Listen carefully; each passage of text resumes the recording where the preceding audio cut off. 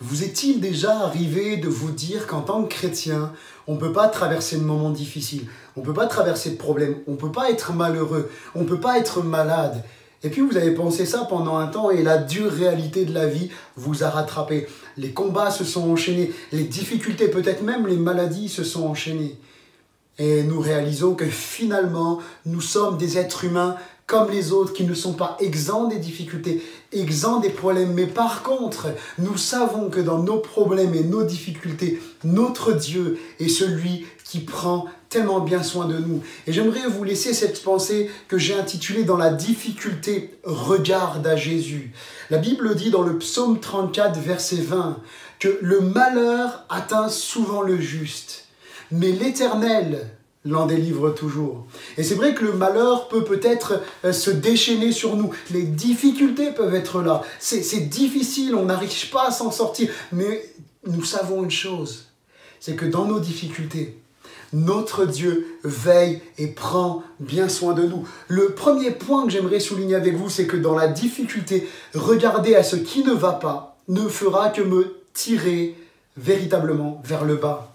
Quand je regarde à ce qui ne va pas, véritablement, je regarde vers le bas. Et Jérémie pouvait illustrer parfaitement cette pensée dans Lamentation, chapitre 3, versets 19 à 20.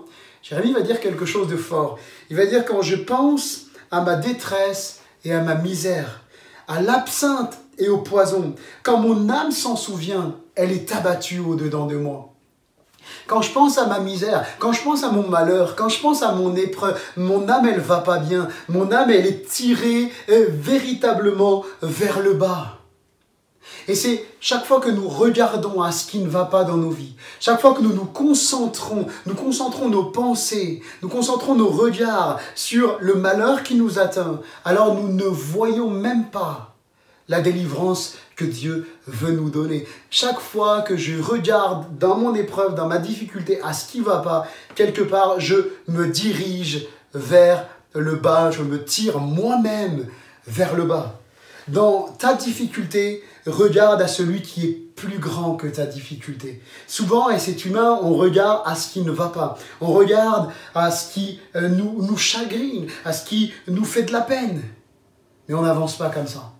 Bien souvent, il y a des personnes qui peuvent rester des mois et des mois dans leur épreuve, et plus l'épreuve dure, et plus ils regardent à leur épreuve, et plus ils sont comme démoralisés, déprimés, angoissés. Je me souviens encore, lorsque je passais le permis de conduire, le moniteur me disait « Là où tu veux que ta voiture aille, c'est là où il faut que tu regardes. » Et les statistiques montrent que la plupart des accidents sur autoroute et qui provoquent des suraccidents, les suraccidents dans la plupart des cas sont provoqués parce que les personnes ont regardé sur la chaussée l'accident qui était en train d'avoir lieu. Et il faut réaliser ceci, c'est que de la même façon que là où je regarde ma voiture va aller, là où je regarde ma vie va aller. Si je regarde sans cesse à ce qui ne va pas, si je suis toujours en train d'écouter des critiques, si je suis toujours en train de regarder des choses qui ne me font pas du bien, qui ne construisent pas ma vie chrétienne, eh bien véritablement, ma vie se destine, ma vie s'oriente vers les choses mauvaises. Et Jérémie l'a bien compris. Parce que quand on lit la suite au verset 21 et 23 du chapitre 3 des Lamentations de Jérémie, il est dit « Mais voici ce que je veux repasser en mon cœur. Ce qui me donnera de l'espérance, c'est que les bontés de l'Éternel ne sont pas épuisées, elles se renouvellent chaque matin. » Dans ton épreuve, dans ta misère, dans tes difficultés, les bontés de Dieu, elles se renouvellent pour toi chaque matin. N'est-ce pas quelque chose de grand de réaliser que chaque matin, chaque jour que je me lève et que je suis en vie, c'est une grâce de Dieu? Dieu, dans nos difficultés, ne nous abandonne pas. Alors, regardons à ce qui va véritablement nous fortifier, nous encourager pendant cette semaine. Regardons à ce Dieu qui a le meilleur pour nos vies. Dans ta difficulté, crie à Jésus, à celui seul qui peut te délivrer, te libérer, te sortir de l'épreuve. Le malheur atteint souvent le juste. On ne peut pas sortir par nous-mêmes du malheur. On est comme tous les êtres humains, tous les autres. On n'est pas différent des les autres. Quand on est dans l'épreuve, on ne peut pas sortir soi-même de l'épreuve. Mais il y a une chose qu'on peut faire, c'est regarder à celui qui nous délivre toujours, à celui qui nous sort de nos épreuves, de nos difficultés, à celui qui nous rend vainqueurs, Jésus-Christ. Parce que Jésus est mort sur la croix pour nous rendre vainqueurs, pour nous rendre libres.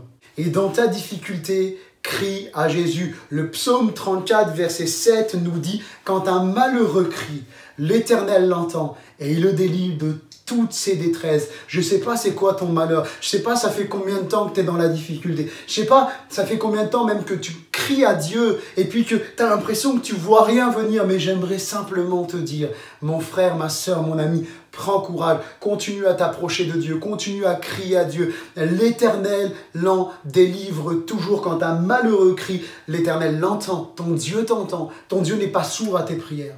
Peut-être que ça fait des années que tu pries, que tu as l'impression que tu n'as pas de réponse, mais ton Dieu t'entend. Et c'est lui qui te délivre de toutes tes détresses. Et puis pour terminer, j'aimerais te laisser cette pensée, l'Éternel l'en délivre toujours. Je ne sais pas depuis combien de temps tu es dans l'épreuve, je ne sais pas depuis combien de temps tu es dans la difficulté, mais ce que la Bible nous enseigne, c'est que Dieu permettra toujours que nous sortions de l'épreuve afin que nous puissions la supporter. Celui qui a la clé de sortie à ta difficulté, c'est Jésus. Alors regarde à Jésus et vraiment laisse-toi fortifier dans ton épreuve, dans ta difficulté. Laisse Jésus te fortifier. Viens en son contact chaque jour. Lis la Bible, prie et tu vas voir que c'est ton Dieu qui te sortira de ta difficulté. Le malheur atteint souvent le juste, mais l'Éternel, ton Dieu, t'en délivre toujours. Bonne semaine à toi, bonne soirée, que Dieu te bénisse.